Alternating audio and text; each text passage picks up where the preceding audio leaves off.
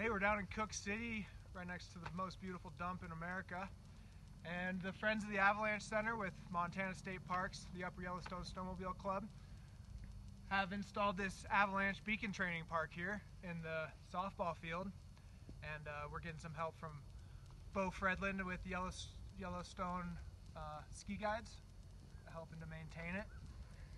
And it's here free for the public to use anytime. So if you're down in Cooke City, do some beacon practice with yourself and your group.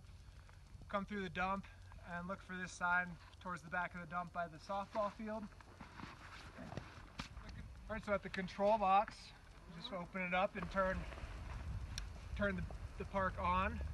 Takes a second to fire up, and then it'll light up red lights on the beacons that are buried with batteries in them.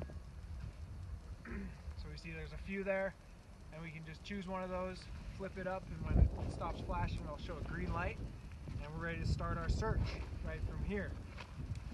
Now when you do find a beacon, go ahead and pinpoint and practice probing, but please do not dig these beacons up. Just probe. When you get a probe strike, there's a piece of board or maybe a backpack that you'll feel. Just stop there. We don't want these shoveled up. Just leave them buried, please.